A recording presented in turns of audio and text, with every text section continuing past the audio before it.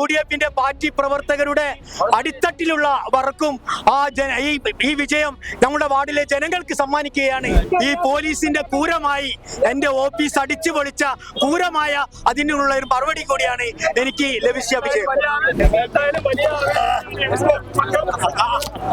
UDF ഒരു തരംഗമാണ് Kozhikode corporation. നമസ്കാരം. കോഴിക്കോട് കോർപ്പറേഷന്റെ തെരഞ്ഞെടുപ്പ് ഫലം പുറത്തു വരുമ്പോൾ എല്ലാവരെയും ഞെട്ടിച്ച ഒരു വിജയം എന്ന് പറയുന്നത് കോഴിക്കോട് കോർപ്പറേഷൻ 39ാം ഡിവിഷൻ മീഞ്ചന്തയിലെ UDF സ്ഥാനാർത്ഥിയായിട്ടുണ്ടായിരുന്ന SK അബൂബക്കറിന്റെ വിജയമാണ്. കാരണം മറ്റൊന്നുമല്ല, അദ്ദേഹം പരാജയപ്പെടുത്തിയത് LDFന്റെ മേയർ സ്ഥാനാർത്ഥിയായി അവർ ചൂണ്ടിക്കാണിച്ച CP മുസാഫർ അഹമ്മദിനെയാണ് എന്നുള്ളതാണ്.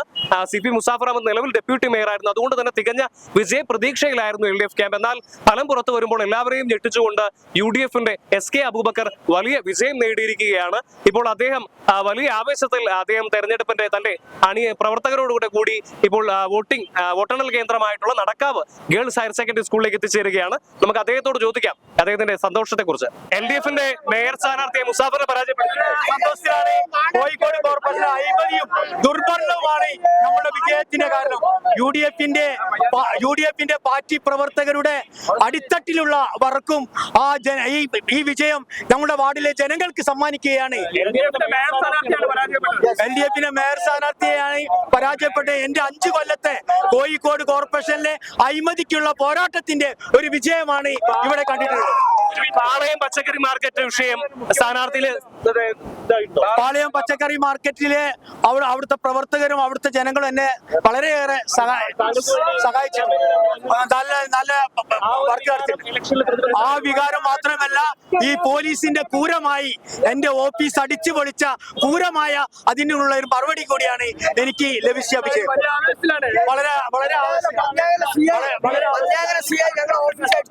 വളരെ ആവശ്യത്തിലാണ്.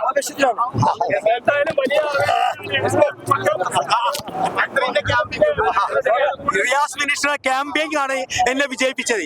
3 ദിവസം തുടർച്ചയായി എനിക്കെതിരെ ഒരു മന്ത്രി, കേരളത്തിലെ മന്ത്രിയുടെ നിരന്തരമായുള്ള വീട് കയറൽ ഉൾപ്പെടെ നടന്നിട്ടും എന്നെ അവർക്ക് പൊട്ടിക്കാൻ സാധിച്ചിട്ടില്ല. ആ ഒരു വിജയമാണ്, സാപ്പി പറമ്പിലുള്ള ഒരു വിജയമാണ്.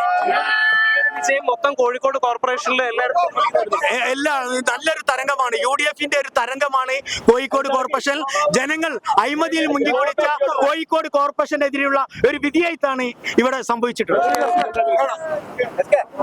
കോഴിക്കോട് കോർപ്പറേഷനുമായി ബന്ധപ്പെട്ട് നിരവധി വിവാദങ്ങൾ ഉണ്ടായിരുന്നു. ഈ വിവാദങ്ങളിൽ പലതിലും ഉയർന്നു കേട്ട ഒരു പേരായിരുന്നു ഡെപ്യൂട്ടി മേയർ CP മുസാഫർ അഹമ്മദിന്റെ. എന്നാൽ പോലും CP മുസാഫർ അഹമ്മദിന്റെ വലിയ വിജയ പ്രതീക്ഷയാണ് LDF മുന്നോട്ട് വെച്ചിട്ടുണ്ടായിരുന്നത്. അതുകൊണ്ട് തന്നെയാണ് ഇത്തവണ അദ്ദേഹത്തെ മേയർ സ്ഥാനാർത്ഥിയായിക്കൊണ്ട് LDF ഉയർത്തി കാണിക്കുകയും ചെയ്തത്. എന്നാൽ ഇപ്പോൾ തെരഞ്ഞെടുപ്പ് ഫലം വരുമ്പോൾ വലിയ ഒരു അടിയായിരിക്കുകയാണ് LDFനെ സംബന്ധിച്ചിടത്തോളം CP മുസാഫർ അഹമ്മദിന്റെ പരാജയം എന്നുള്ളതാണ്. അതിൽ ഏറ്റവും പ്രധാനപ്പെട്ട ഒന്ന് എന്ന് പറയുന്നത് പാളയം പച്ചക്കറി മാർക്കറ്റിലെ വ്യാപാരികളുടെയും തൊഴിലാളികളുടെയും പ്രതിഷേധമാണ്. കാരണം പാളയം പച്ചക്കറി മാർക്കറ്റിലെ തൊഴിലാളികൾ CP മുസാഫർ അഹമ്മദിനോട്, അതായത് ഡെപ്യൂട്ടി മേയർ ആയിരുന്ന മുസാഫർ അഹമ്മദിന് വലിയ രീതിയിൽ എതിരായിക്കൊണ്ട് ചിന്തിക്കുകയും അവർ ഈ പറയുന്ന SK അബൂബക്കറിന് വേണ്ടി പ്രചാരണ രംഗത്ത് പോലും സജീവമായി പ്രവർത്തിക്കുന്ന ഒരു സാഹചര്യം ഉണ്ടായിരുന്നു. അത് തന്നെയാണ് SK അബൂബക്കർ ഇപ്പോൾ നമ്മളോട് വ്യക്തമാക്കിയിട്ടുള്ളത്. പാളയത്തെ വ്യാപാരികളുടെയും തൊഴിലാളികളുടെയും കൂടി പ്രവർത്തനത്തിന്റെ വിജയമാണ് തന്റെ വിജയം എന്നുള്ളതാണ് അദ്ദേഹം ചൂണ്ടിക്കാണിച്ചത്. അതുപോലെ തന്നെ തന്റെ വിജയത്തിന്റെ ഒരു ക്രെഡിറ്റ് അദ്ദേഹം നൽകിയിരിക്കുന്നത് മന്ത്രിയായിട്ടുള്ള മുഹമ്മദ് റിയാസിനാണ്. മുഹമ്മദ് റിയാസ് 3 ദിവസം വാർഡിനകത്ത് ക്യാമ്പ് ചെയ്ത് വീട് കയറി മുസാഫർ അഹമ്മദിനെ ജയിപ്പിക്കുന്നതിന് വേണ്ട പ്രവർത്തനങ്ങൾ നടത്തി. എന്നാൽ ഫലം വന്നപ്പോൾ മുസാഫർ അഹമ്മദ് പരാജയപ്പെട്ടു.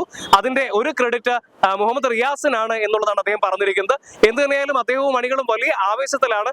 ഈ ഒരു വിജയം എപ്രകാരമാണ് കോഴിക്കോട് കോർപ്പറേഷൻ തെരഞ്ഞെടുപ്പിന്റെ ആകെ ഫലത്തെ സ്വാധീനിക്കുക എന്നുള്ളതാണ് നമുക്കിനി നോക്കിക്കാണേണ്ടത്.